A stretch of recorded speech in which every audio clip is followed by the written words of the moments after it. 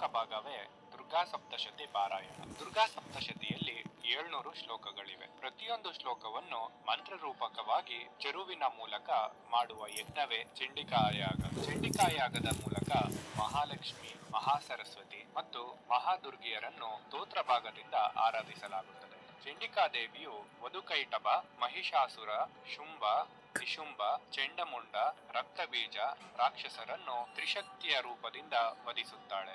ಲೋಕಪಾವನಿಯಾಗಿ ಲೋಕ ಕಲ್ಯಾಣವನ್ನು ಮಾಡುತ್ತಾಳೆ. ದೇವಿ ಮಹಾತ್ಮೆಯಲ್ಲಿ ಚಂಡಿಕಾದೇವಿಯ ವರ್ಣನೆ ಇದೆ. ಆಕೆ 18 ಕೈಗಳನ್ನು ಹೊಂದಿದ್ದಾಳೆ. ಪ್ರತಿಯೊಂದು ಕೈಯಲ್ಲೂ ಒಂದೊಂದು ಬಗೆಯ ಶಸ್ತ್ರಗಳನ್ನು ಹಿಡಿದಿದ್ದಾಳೆ.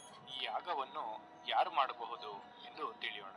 ಈ ಯಾಗವನ್ನು ದುಷ್ಟಪೀಡೆ, ಅರಿಷ್ಟ, ಶತ್ರುಬಾಧೆ, ಗ್ರಹದೋಷಗಳಿಂದ ಬಾಧಿತರಾಗಿದ್ದರೆ, ಮಾಟ ಮಂತ್ರ, ವಶೀಕರಣದ ಪ್ರಭಾವಕ್ಕೆ ಒಳಗಾಗಿದ್ದೇವೆ ಎಂದೆನಿಸಿದ್ದರೆ, ಜೀವಭಯ, ಮೃತ್ಯು ಭಯದಿಂದ ಬಾಧಿತರಾಗಿದ್ದರೆ, ದೇವಿಯ ಕೃಪೆಗೆ ಪಾತ್ರರಾಗಬೇಕೆನ್ನುವ ಇಚ್ಛೆ ಇದ್ದರೆ ಈ ಯಾಗವನ್ನು ಮಾಡಬಹುದು. ಚಂಡಿ ಹೋಮದ ಲಾಭಗಳೇನು ಎಂದು ಈಗ ತಿಳಿಯೋಣ. ಚಂಡಿ ಹೋಮದ ಲಾಭಗಳು ಹೀಗಿವೆ. ನಕಾರಾತ್ಮಕ ಅಂಶಗಳು ಮರೆಯಾಗಿ ಸಕಾರಾತ್ಮಕ ಚಿಂತನೆ, ಶಕ್ತಿ ಉಂಟಾಗುತ್ತದೆ. ಶಾಪ ಪೀಡೆಗಳು ಪರಿಹಾರವಾಗುತ್ತವೆ. ಎಲ್ಲಾ ಬಗೆಯ ಸಂಕಷ್ಟಗಳು ಮರೆಯಾಗುತ್ತವೆ. ಉತ್ತಮ ಆರೋಗ್ಯ, ಸಂಪತ್ತು, ಅಭಿವೃದ್ಧಿ, ಕಠಿಣತಮವಾದ ಕಾಯಿಲೆಗಳಿಂದ ಪರಿಹಾರ, ಶತ್ರುಬಾಧ ನಿವಾರಣೆ. ಚಂಡಿ ಯಾಗವನ್ನು ಯಾವಾಗ ಮಾಡಿದರೆ ಒಳ್ಳೆಯದು ಎಂದು ಈಗ ತಿಳಿಯೋಣ. ಈ ಯಾಗವನ್ನು ನವರಾತ್ರಿ, ಅಷ್ಟಮಿ, ನವಮಿ, ಚತುರ್ದಶಿ, ಮಾಘ ಅಮಾವಾಸ್ಯೆ, ಜ್ಯೇಷ್ಠ ಅಮಾವಾಸ್ಯೆ, ಚೈತ್ರ ಮತ್ತು ಕಾರ್ತಿಕ ಪೌರ್ಣಮಿ ಶುಭ ದಿನಗಳು.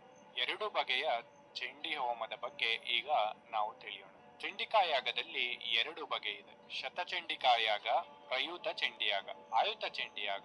ಆಯುತ ಚಂಡಿಯಾಗವೆಂದರೆ ದುರ್ಗಾ ಸಪ್ತಶತಿಯ 700 ಶ್ಲೋಕಗಳನ್ನು 10,000 ಬಾರಿ ಜಪಿಸುತ್ತಾರೆ. ಪ್ರಯುತ ಚಂಡಿಯಾಗವೆಂದರೆ 700 ಶ್ಲೋಕಗಳನ್ನು 1 ದಶಲಕ್ಷ ಬಾರಿ